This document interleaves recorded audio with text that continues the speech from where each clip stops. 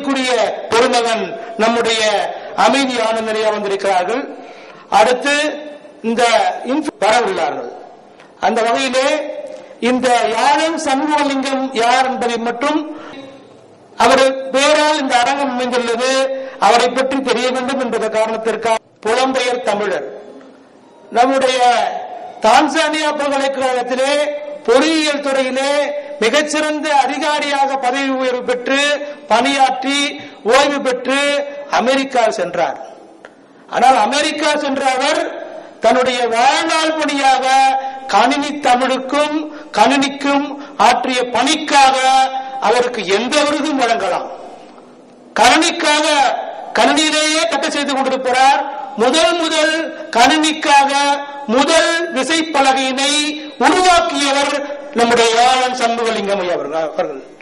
அதனால்தான் இந்த அரங்கினை அவருடைய பெருளை வைத்திருக்கும். பன்னாட்டு தமிழர்கள் கோவிந்தசாமி என்ற ஒரு அறிஞர் இருக்கிறார். அவர் சிங்கப்பூரிலே அவரும் தமிழ் விசைப்பலகை முதலில் அறிமுகப்படுத்தியவர். அவர் சிங்கப்பூர்காரர். உமர் தம்பி என்ற ஒரு அரங்கம், அவர் கணித்தமிழுக்கு சேர்ந்த பணிகள் ஏராளம். அதே போல சுஜாதா அவர்களை பற்றி நான் சொல்ல தேவையில்லை.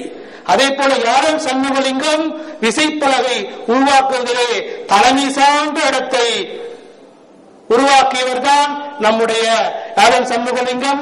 அதனால்தான் அவருடைய பெயரிலே வைத்திருக்கிறோம். தி இன்ஃபிட் என்ற அமைப்பு, உத்தமம் என்ற அமைப்பு, அதில் செயல்படுகிற அனைவருமே உத்தமர்கள். கணினிக்காக தங்களுடைய வாழ்நாளை அர்ப்பணித்த மாபெரும் பணியாளர்கள். அது ஒரு தன்னார்வ அமைப்பு. அந்த அமைப்பினுடைய தூணாக விளங்குகின்ற மணியம் அவர்கள் வந்து கொண்டிருக்கிறார்கள். அவர் 4 மணிக்கு தன்னுடைய அரிய கட்டுரை வழங்க இருக்கிறார்கள். அந்த வகையிலே உங்களை எல்லாம் வரவேற்று முதலிலே நம்முடைய இளைஞர் திரு சார்லஸ் அவர்களை கணினி கலை சொல்லாக்கத்தில் புதுச்சொல் உருவாக்கம் என்ற தலைப்பிலே உரையாற்ற அழைக்கிறேன். அதற்கு முன்னாடி தலைமை என்ற ஒரு பொறுப்பு எனக்கு இருக்கிறது. உங்களுக்கு அரை மணி நேரம் ஒதுக்கப்பட்டிருக்கிறது. நீங்கள் 20 நிமிடங்கள் உங்களுடைய ஆய்வு கட்டுரையினுடைய சுருக்கத்தினை வழங்கலாம். மீதி 10 நிமிடங்கள் கலந்துரையாடல். தயவு செய்து நண்பர்களே, நீங்கள் என்னை கோபிக்க கூடாது. நேர கட்டுப்பாடு மிக முக்கியம். நேர ஒழுங்கின்மைதான் தமிழர்களுடைய பின்னடைவுக்கெல்லாம் காரணம். அந்த வகையிலே 20 நிமிடங்கள் கட்டுரையை வாசிக்க வேண்டும், 10 நிமிடங்கள் கலந்துரையாடல். அதோடு நாம் முறையாக இந்த அரங்கத்தினை மிகச்சிறப்பாக நிறைவு செய்யலாம் என்று கூறி முதலில் தம்பி சார்லஸ்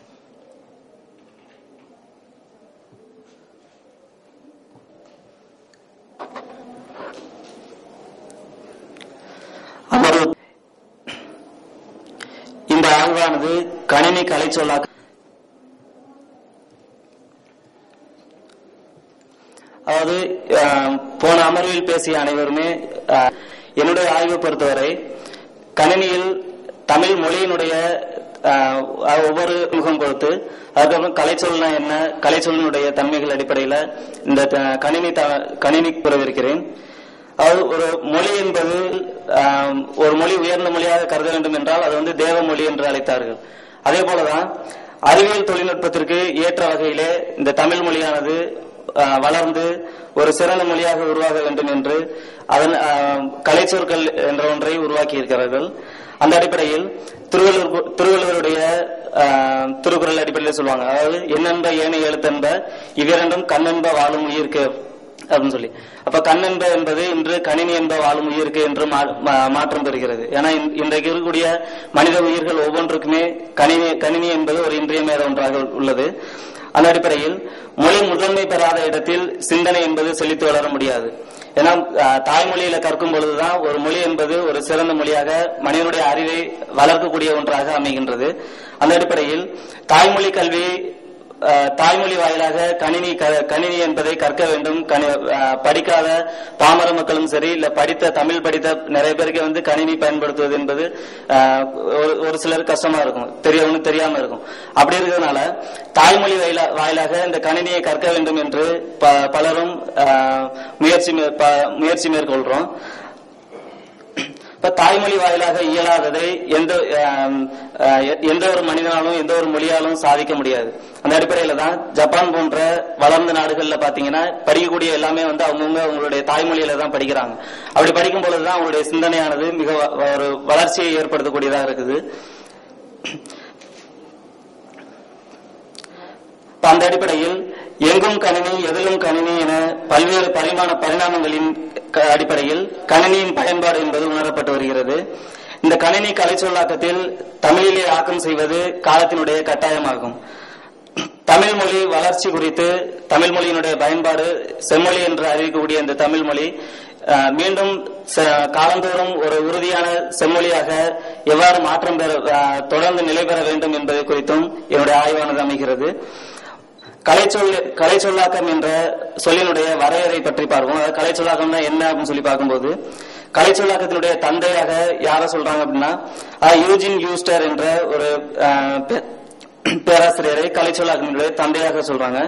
அவர் இந்த கலைச்சொல் பற்றி கொடுக்கக்கூடிய ஒரு வரையறை என்னன்னு பாத்தீங்கன்னா, ஒரு துறையின் கலைச்சொல்லானது அத்துறையின் பயன்பாட்டுக்கு மட்டுமின்றி சமூக வாழ்வியல் உள்ள பலதரப்பட்ட மக்களுக்கும் புரிந்துணர்வனவாக அமைதல் வேண்டும் என்று அவர் கொடுக்கக்கூடியதாக ஜானகிராம் என்பவர் அவருடைய தன்னுடைய நூலில் மேற்கோள் காட்டியிருக்கார். இந்த மாதிரி ஒரு மொழிக்கூறில் உள்ள ஒரு மையத்தினை மற்ற மொழிக்கு மாற்றுவதும் அம்மொழிக்கூறினுடைய மைய கருத்தை ஏற்றதொரு சொல்லாக பிரிதொரு மொழியில் ஆக்கிக் கொள்வதும் கலைச்சொல்னு சொல்லலாம். அந்த அடிப்படையில் ஒரு மொழியினுடைய சொல்லாக்கம், மொழியாக்கம், படைப்பு சொற்கள், கலை சொற்கள் இவை அனைத்தும் ஒரு புதிய சொல் படைத்தலுக்கான ஒரு மூலங்கள் என்று கூறலாம்.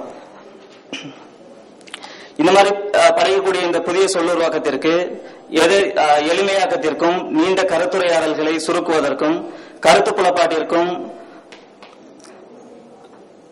சொல்லாக்கம் என்பது தேவையாக அமைகின்றது.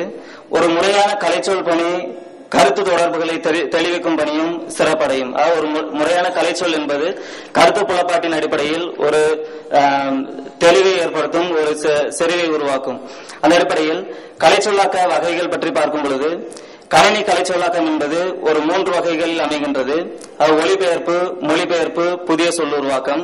இந்த 3 அடிப்படையில் தான் கணினியில் பயன்படுத்தக்கூடிய சொற்கள் கலை சொற்களாக பயன்படுத்துறாங்க. அந்த ஒளிபெயர்ப்பு, மொழிபெயர்ப்பு, புதிய சொல்லுருவாக்கம் என்ற அடிப்படையில் இதற்கு அறிஞர்கள் என்ன வரையறை கொடுக்கிறாங்கன்னா, வேற்றுமொழி சொற்களை தமிழ்படுத்தி ஏற்றுக்கொள்வதை ஒளிபெயர்த்தல் என்றும், வேற்றுமொழி சொல்லுக்கு சரியான பொருளை கொண்டு அதற்கு ஈடான ஒரு சொல்லை தமிழில் காண்பது அல்லது தமிழில் ஆக்கிக் கொள்வது மொழிபெயர்த்தல் என்றும், அதே புதிய சொல் படைத்தல் என்றும், புதிதாக வேண்டியிருக்கும் சொல்லுக்கு நெருங்கிய பொருளுடைய ஒரு வழக்கிழந்த சொல்லை அடுத்து அதற்கு ஒரு புதிய பொருளை கொடுத்தல், புது பொருள் கொடுத்தல் என்றும், இது மாதிரி இந்த 3 வகைகள்ல கலைச்சொல்லாக்கத்தினுடைய அந்த வகைகள் அடிப்படையில் வரையறையாக சொல்றாங்க. இதுல புதிய சொல்லுருவாக்கம் பற்றி பார்க்கும் பொழுது அறிவியல் வளர்ச்சியின் வேகத்திற்கு ஈடு கொடுக்க மொழிகள் இன்றைக்கு பல்வேறு மொழிகள் போராடி கொண்டிருக்கின்றன. அந்த அடிப்படையில் தமிழ் மொழியும் அறிவியலுடைய வளர்ச்சிக்கு ஏற்ற வகையில் ஒவ்வொரு நாளும் புது புது கருவிகள் கண்டுபிடிச்சுக்கிட்டே இருக்காங்க. அப்படி கண்டுபிடிக்கப்பட்ட புது புது கருவிகள் ஒவ்வொன்றுக்குமே தமிழ் மொழியில அதற்கான பெயர்கள் இடம்பெற வேண்டும். அந்த மாதிரி அறிவியல் வளர்ச்சியின் வேகத்திற்கு ஈடு கொடுக்க மொழிகள் ஒவ்வொன்றுமே போராடி கொண்டிருக்கக்கூடிய இந்த காலத்தில் எல்லா மொழிகளும் காலத்திற்கு காலம் மாறி வந்துள்ளன என்பது ஒரு மறுக்க முடியாத உண்மை.